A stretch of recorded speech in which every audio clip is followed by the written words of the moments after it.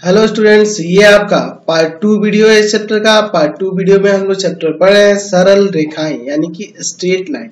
सरल रेखा के बारे में हम लोग क्लास 9 में पढ़े थे कि एक सीधे मार्ग में गमन कर रही बिंदुओं का बिंदुपथ सरल मार्ग में गमन कर रही बिंदुओं का बिंदुपथ सरल रेखा कहलाता है। सरल रेखा कहलाता है। ठीक है, जैसे मैं बात करता हूं, यहां पे मैं कुछ बिंदु ले लेता हूं। एक ये सीधे मार्ग में गमन कर रही है, तो ये जिस रास्ते से होकर गमन कर रही है ना, यही रास्ता, यही मार्ग जो होता है ना, ये आपका क्या कहलाता है? सरल रेखा कहलाता है। ठीक है, सरल रेखा कहलाता है। यहाँ पे परिभाषा समझ रहे हैं, एक सीधे मार्ग में गमन कर रही बिंदुओं का बिंदुपथ सरल रेखा कहलाता है। देखिए, एक मार्ग रहा, इस पर बहुत सारे बिंदु हैं, बहुत सारे अनगिनत बिंदु हैं। यह बिंदु जो जिस पथ से होकर जा रहे ना, यही पथ जो होगा ना, यह आपका सरल रेखा कहलाएगा। डेफिनेशन से क्लियर हो गया। हम लोग सरल रेखा के बारे में और भी बहुत कुछ पढ़े थे। हमने यह भी देखा था कि एक दिए गए बिंदु से अनगिनत सरल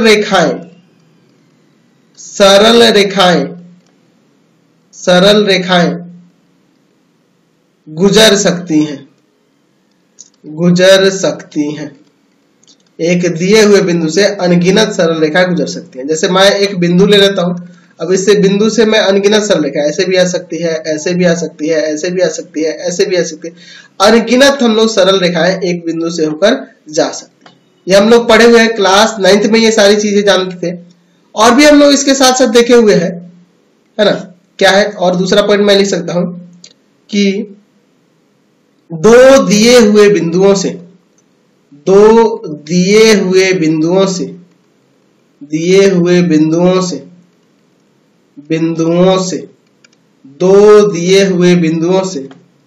एक और केवल एक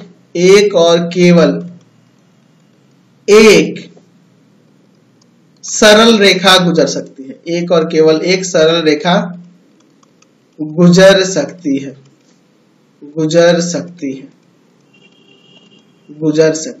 जैसे मैं यहाँ पे दो बिंदु ले लेता हूं, एक बिंदु मैं P ले लेता हूं और एक दूसरा Q ले सकता हूं। तो दो बिंदु से हम लोग कितनी सरल रेखा ले जा सकते हैं? सिर्फ एक ही ले जा सकते हैं। एक से अधिक सरल रेखा इन दोनों बिंदुओं से होकर नहीं जा सकती है।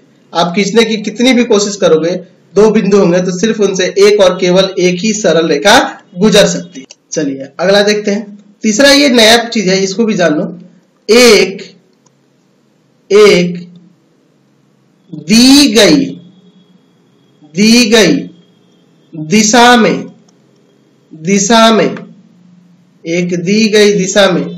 अनगिनत सरल रेखाएं हो सकती हैं।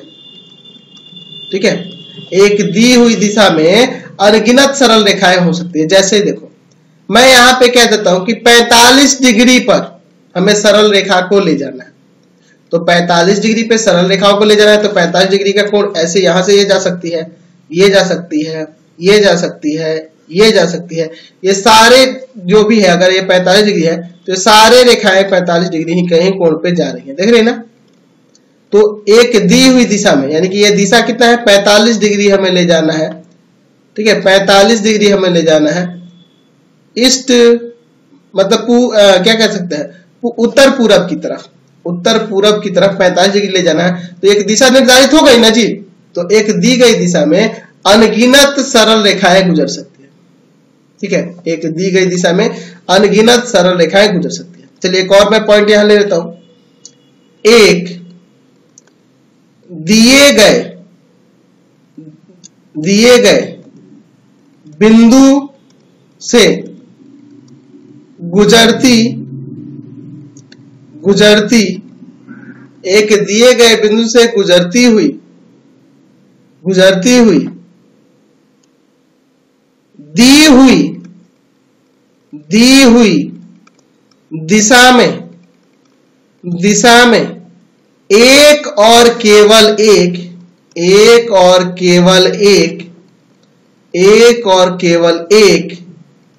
ही सरल रेखा हो सकती है। एक और केवल एक ही सरल रेखा हो सकती है। कहने का तात्पर्य है कि मान लो आपके पास एक बिंदु निर्धारित है। मैं यहां पर ये x अक्ष ले लेता हूं, या आप y अक्ष ले लो, ठीक है, निर्देशांक तल ले लेता हूं, ठीक है, फिर मैं आपको समझाता हूं। x dash, y dash. ऊपर जो ये चित्र देख रहे हो ना, ये आपका x अक्ष ही है ना, जिसे हम लोग तल के समांतर मानते हैं ना जी। जो तल लेता है उसके समांतर खींची जाती है या तल पे खींची जाती है, तो वो x अक्ष हो गया। तो ये x अक्ष पे मान लो यहाँ पे एक बिंदु है, एक यहाँ पे बिंदु दिया है, ठीक है, इस निर्देशांक तल में एक बिंदु दिया है, देख रहे हैं ना। एक दिए हुए बिंदु से गुजरती हुई रेखा दी हुई दिशा में एक और केवल एक ही सरल रेखा हो सकती है, ठीक है। यानी कि अगर एक बिंदु दिया हो और उस बिंदु पे खींची जाने वाली जो रेखा है उसकी भी दिशा दी हो, यानी मान लो इसका 60 डिग्री कह दे कि दिशा है 60 डिग्री दिशा है ना, एक्स अक्ष के धनात्मक दिशा में 60 डिग्री है और वह किसी दिए हुए बिंदु P से गुजर रही है, तो सिर्फ एक ही ऐसी रेखा हो सकती है जो 60 डिग्री का कोण भी बनाएगी और उस बिंदु से भी गुजरेगी। यानी कि अगर बिंदु और एक दिशा दी हुई है, एक बिंदु और एक दिशा दी हुई है, तो उनसे एक और केवल एक ही सरल रेखा गुजर सकती है। अब हम लोग इस चैप्टर में हमें पढ़ना है कि सरल रेखा का समीकरण क्या होगा। सरल रेखा का समीकरण निकालना सीखेंगे। सरल रेखा का समीकरण निकालना, ये जो सरल रेखा है हम लोग खींच रहे हैं उसका समीकरण क्या होगा, तो समीकरण निर्धारित कैसे होगा, वह समीकरण कैसे हम लोग ज्ञात करेंगे, वो सारी चीजें इस चैप्टर में हम लोग पढ़ने वाले हैं। तो सरल रेखा से ये कुछ इंपॉर्टेंट पॉइंट्स है, इनको हमने समझ लिया। चलिए अब हम लोग आगे बढ़ते हैं।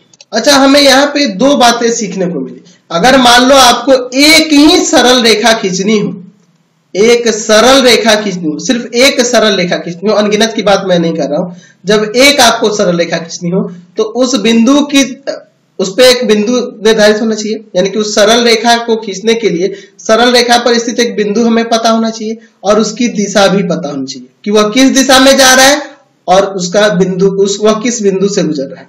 सरल रेखा जिस बिंदु से गुजरेगा वह एक बिंदु पता होना चाहिए और उस सरल रेखा का दिशा पता होना चाहिए, या दो बिंदु दिए रहने पर भी हम लोग एक सरल रेखा खींच सकते हैं।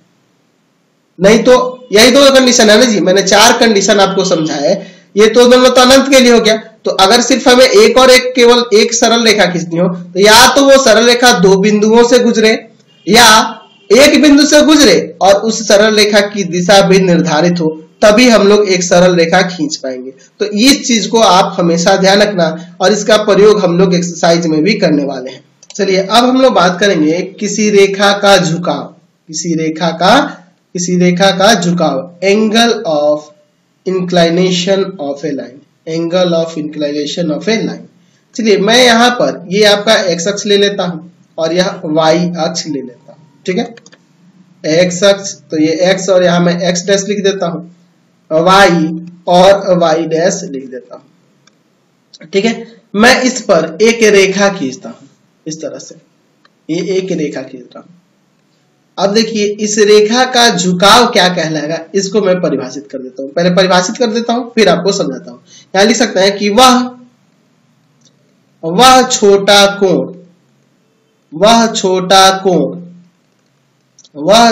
कोण जो कोई रेखा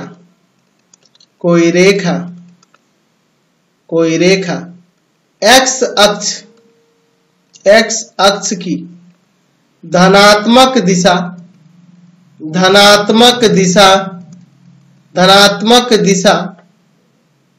से घड़ी की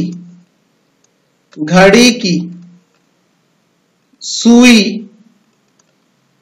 के विपरीत दिशा, विपरीत दिशा, घड़ी के सुई के विपरीत दिशा, विपरीत दिशा में, विपरीत दिशा में बनाती है, बनाती है सरल रेखा या रेखा का झुकाव कहलाता है। सरल रेखा का झुकाव कहलाता है, सरल रेखा का झुकाव कहलाता है, सॉरी, सरल रेखा का झुकाव कहलाता है, झुकाव कहलाता है।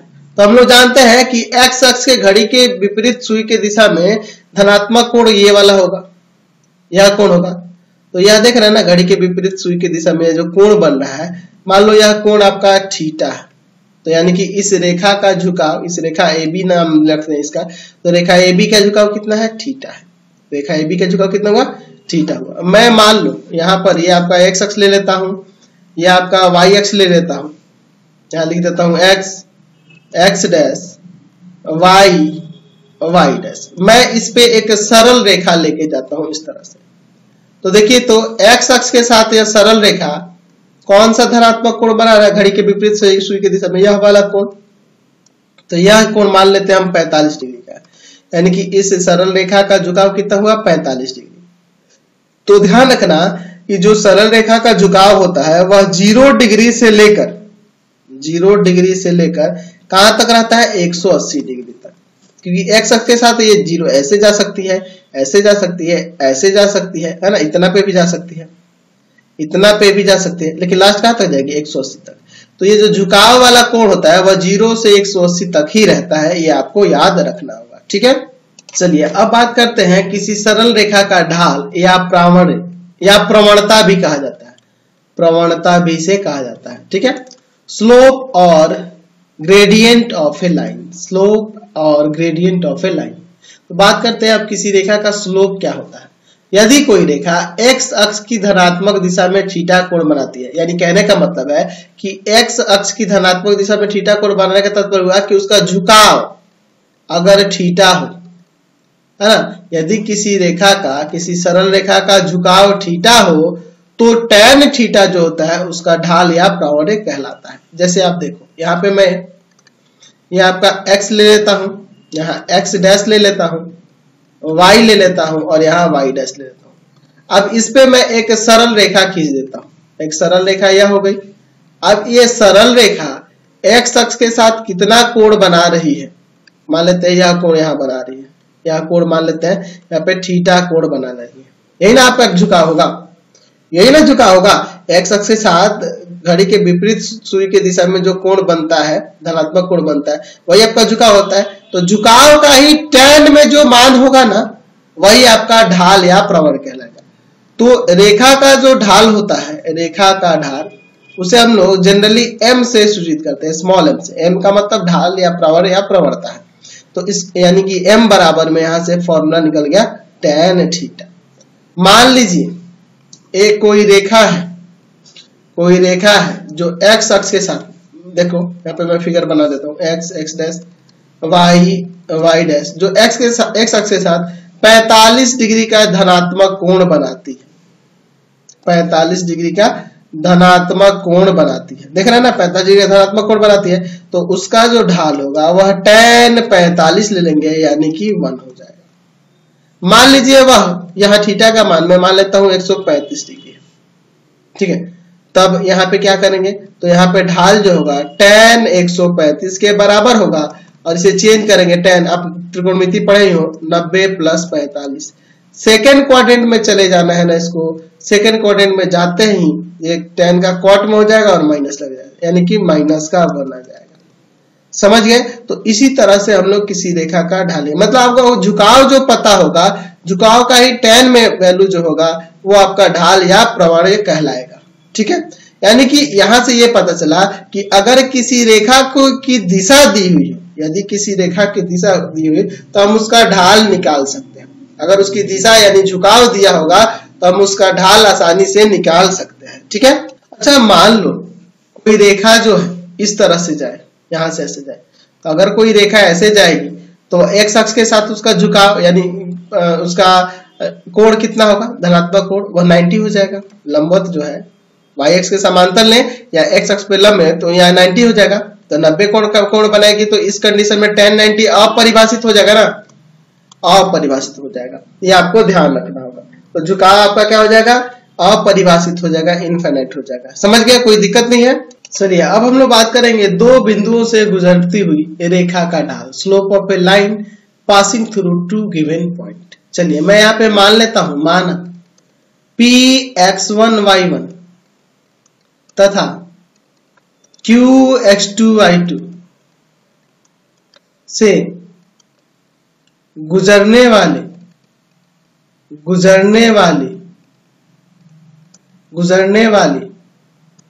रेखा का ढाल m है। हम लोग ढाल, इसका प्रवणता जो है हम लोग m मान लेते हैं, ठीक है, यहाँ पे हम लोग मान लेते हैं। चलिए अब इसको हम लोग साबित करते हैं, इसका ढाल कैसे निकाला जाएगा इसके लिए, ठीक है। x अक्ष y अक्ष हो जाएगा, यहाँ पे मैं x दे देता हूं, इधर x डैश दे देता हूं, ये ऊपर आपका y हो जाएगा और नीचे मैं y डैश दे देता हूं, ठीक। यहां पर मैं एक बिंदु लेता हूं P x1 y1 जिसका निर्देशांक है, और इधर मैं एक बिंदु Q ले लेता हूं जिसका निर्देशांक जो है आपका x2 y2 है, ठीक है। अच्छा, इन दोनों को मिलाने वाली रेखा यह PQ हो जाएगी। तो हमें इसी का ना ढाल पता करना है, इसका ढाल क्या होगा। मैं यहां पर इस रेखा को स्वतंत्र रूप से अगर मैं आगे बढ़ाना चाहूं तो ये कुछ इस तरह से आएगी, यहाँ पे आएगी। चलो मैं इसको डॉटेड कर दूंगा क्योंकि ये हमारी एक तरह की रचना हो जाएगी, तो मैं इसे डॉटेड कर देता हूं, है ना। और यहाँ पे मैं एक कोण जो है, झुकाव जो है, इसका मान लेता हूं थीटा है। माना PQ रेखा का x अक्ष के साथ झुकाव या धनात्मक कोण भी कह सकते थे, झुकाव थीटा है। झुकाव क्या है हमारा, थीटा हम लोग मान लेते हैं। चलिए मैं यहां से इस बिंदु P से इस पे एक लंब खींचता हूं और बिंदु Q से भी x अक्ष पे लंब खींचता हूं और बिंदु P से इस रेखा पर लंब खींच देता हूं और इनके नाम देता हूं, यहाँ A, यहाँ B और यहाँ C। ये लंब हो गया, यहाँ भी लंब है, ये भी लंब है। मैंने इसमें रचना की है, रचना में मैंने किया क्या है कि PA तथा QB x अक्ष पर लंब है, x अक्ष पर लंब खींचा और फिर ये भी किया है PC लंब QB भी किए हैं, कर सकते हैं ना। तो चलिए इनको डॉटेड कर देते हैं क्योंकि ये हमारी रचना है ना। सॉरी वो डॉटेड नहीं, हाँ ये भी तो रचना में ही है। चलिए ये रचनाएं हमने डॉटेड कर दी, कोई दिक्कत नहीं है इसे। अब देखो इसके बारे में, ये लंब होने के कारण देखो, यह इस पे लंब है, यह इस पे लंब है, यह इस पे लंब है, यानी यह भी कोण लंब 90 हो जाएगा, यानी यह आपका आयत हो जाएगा। इसलिए ABCP एक आयत है और आयत की आमने सामने की भुजाएं बराबर होती है, यानी AB बराबर PC हो जाएगा और AP बराबर में BC हो जाएगा। ये इसके बराबर, ये इसके बराबर। अब ये मूल बिंदु को मैं O लिख देता हूं, तो OA का मान क्या होगा, जब इसका निर्देशांक x1 है तो ये x1 हो जाएगा, यह AP आपका y1 हो जाएगा। यह x2 y2 Q का निर्देशांक है तो OB आपका x2 हो जाएगा और यहाँ QB यानी BQ जो होगा y2 हो जाएगा। अच्छा, यहां देख रहे हैं कि AB और PC बराबर है, तो अगर मैं PC की बात करूं तो PC AB के बराबर होगा और AB निकालने के लिए मुझे OB में से OA घटाना होगा, यानी कि x2 माइनस x1। तो ये आपका x2 माइनस x1 आ गया, तो ये PC भी आपका x2 माइनस x1 ही होगा। अच्छा, अगर मैं बात करूं BC की तो यह y1 है तो ये भी y1 हो जाएगा, BC बराबर में हो जाएगा AP यानी बराबर में y1। तो अगर मैं यहां से QC निकालना चाहूं या CQ निकालना चाहूं तो आपका हो जाएगा BQ माइनस में BC। यानी आ जाएगा y2 माइनस y1। ठीक है, ये आ गया y2 माइनस y1। चूंकि यहाँ यह कोण थीटा है तो यह भी आपका थीटा ही हो जाएगा, क्योंकि यह इसके समांतर ही ना गया है जी, ये लंब होने का समांतर हो जाएगा। यानी चूंकि PC समांतर है x अक्ष के, ठीक है, तो इसलिए यहां पे लिख सकते हैं कि एंगल QPC बराबर एंगल P, यहां पे कुछ नाम हम लोग नहीं दिए हैं, बराबर में मैं थीटा लिख देता हूं, सीधे थीटा लिख देता हूं। QPC भी थीटा होगा संगत कोण से, यह थीटा हो जाएगा। हम जानते हैं कि ढाल निकालने के लिए फॉर्मूला होता है tan थीटा। अगर झुकाव थीटा है तो m बराबर में tan थीटा हो जाएगा। अच्छा, मैं इस tan थीटा के जगह पे, यह tan थीटा की जगह पे मैं लंब बटा आधार कर सकता हूं ना, यानी कि CQ बटा में PC, CQ बटा में PC लिख सकता हूं ना, कोई दिक्कत नहीं है, लंब और बटा में आधार। यानी फाइनली यहाँ m बराबर आ जाएगा, CQ का वैल्यू देखो यहाँ पे मैंने लिखा है y2 माइनस y1, फिगर में भी है, m बराबर में y2 माइनस y1 और बटा में PC का वैल्यू x2 माइनस x1, यानी कि अगर दो बिंदु x1 y1 और x2 y2 से गुजरने वाली रेखा का ढाल निकालना हो तो वहां सीधे y2 माइनस y1 और बटा में x2 माइनस x1 वहां पे फॉर्मूला लगा देंगे तो उस रेखा का ढाल आ जाएगा। यानी कि अगर दिशा दी हुई हो तब भी हम लोग उसका ढाल निकाल सकते हैं tan थीटा से, अगर दो बिंदु दिए गए होंगे उस रेखा पर स्थित तो उनका भी हम लोग ढाल निकाल सकते हैं इस फॉर्मूला से। समझ गए ना, कोई दिक्कत नहीं है इसमें। चलिए अब हम लोग बात करते हैं दो रेखाओं के समांतर तथा लंब होने के लिए शर्त है उनके ढाल के पदों में। Condition of parallelism and perpendicularity of two line in the term of their slope. मान लीजिए दो रेखाएं हैं, अगर वो एक दूसरे के समांतर हो, मैं पहले समांतर के लिए बात कर ले रहा हूं, तो उनके ढाल में क्या संबंध होगा इसके बारे में हम लोग पहले चर्चा कर लेते हैं। ठीक है, दो रेखाएं समांतर हो, जैसे मान लीजिए यह एक रेखा हो गई और दूसरी रेखा यह हो गई, तो इनके ढाल में क्या संबंध होगा हम लोग उसके बारे में बात करने वाले हैं। ठीक है, मैं यहां मान लेता हूं एक रेखा का नाम L और एक का M, या फिर कुछ और मान लेता हूं, AB और CD मान लेते हैं, AB और CD मान लेते हैं। माना रेखा AB तथा CD का क्रमशः x अक्ष के साथ क्रमशः, ऐसे लिखता हूं, x अक्ष के साथ क्रमशः, x अक्ष के साथ क्रमशः झुकाव अल्फा तथा बीटा है। झुकाव अल्फा तथा बीटा, झुकाव यह होगा और यह होगा। यहां देखो ये दोनों रेखाएं समांतर है, चूंकि AB समांतर है CD के, तो यह अल्फा कोण बीटा कोण के बराबर हो जाएगा, अल्फा बराबर बीटा हो जाएगा। कैसे? संगत कोण के युग में दिख रहा है ना जी, रेखाएं समांतर है तो बराबर होंगे ना, रेखाएं समांतर है तो ये दोनों कोण बराबर हो जाएंगे, कोण बराबर हो जाएंगे। अच्छा, जब AB के ढाल की बात करेंगे, रेखा AB का ढाल वह क्या होगा, जब झुकाव अल्फा है तो tan अल्फा हो जाएगा, और रेखा CD का ढाल का बात करेंगे, CD का ढाल तो झुकाव बीटा है तो वह tan बीटा हो जाएगा। मैं इसमें दोनों तरफ tan लगा देता हूं, इसमें दोनों तरफ tan लगा देता हूं, तो ये हो जाएगा tan अल्फा बराबर में tan बीटा। दोनों तरफ मैंने tan लगाया तो tan अल्फा बराबर tan बीटा। अब मैं ये पहला जो रेखा AB है उसके ढाल को M1 मान लेता हूं, और जो दूसरा रेखा है आपका CD उसका ढाल मैं M2 मान लेता हूं। तो यहां से tan अल्फा किसके बराबर है, M1 के बराबर, और tan बीटा किसके बराबर है, M2 के बराबर। तो ध्यान रखेंगे कि अगर दो रेखाएं समांतर हो तो उनके ढाल भी आपस में बराबर होते हैं, यहां से ये हमें पता चलता है। चलिए अब लंब के लिए जो शर्त है उसको देख लेते हैं। जब दो रेखाएं एक दूसरे पर लंब हो तो उसके लिए क्या शर्त होगी, मैं यहां पर ये देख लेता हूं। x x डैश y और यह y डैश। मैं यहां पर एक रेखा लेता हूं AB और दूसरी रेखा लेता हूं CD।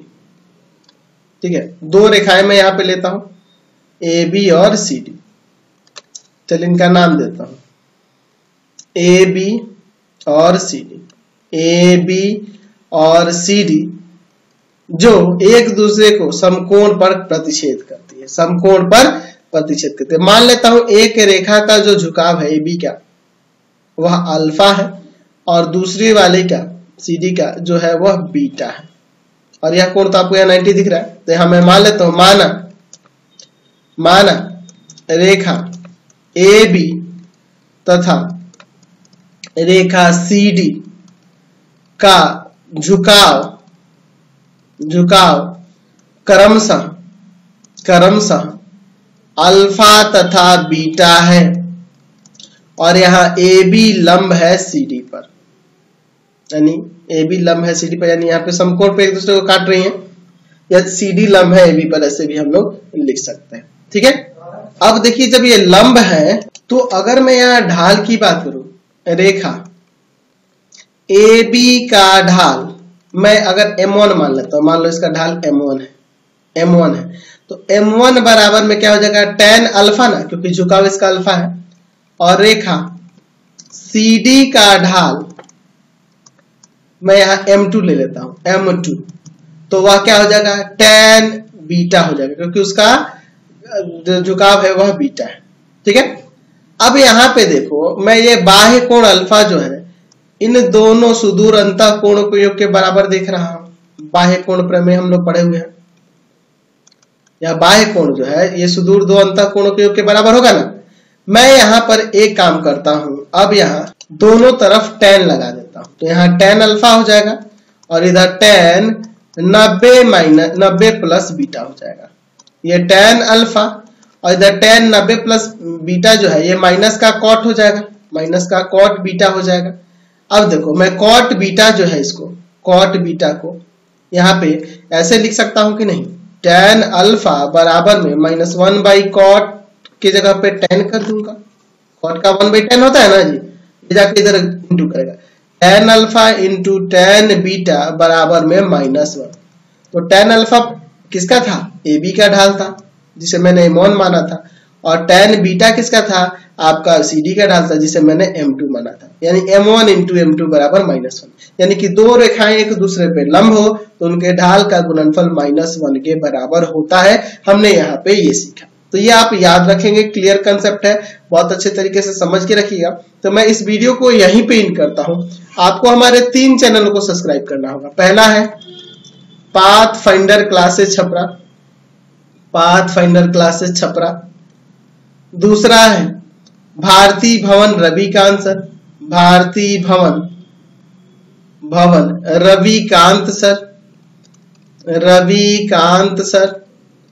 और तीसरा चैनल है रविकांत सर के नाम से। तीनों चैनल को सब्सक्राइब करेंगे। इससे रिलेटेड वीडियो के लिए सीधे डिस्क्रिप्शन में जाएंगे और इससे संबंधित नोट्स के लिए www.ravikantsir.in पर जाएंगे, ravikantsir.in पर जाएंगे। वहां से आप इससे संबंधित नोट्स को भी डाउनलोड कर सकते हैं और पढ़ भी सकते हैं।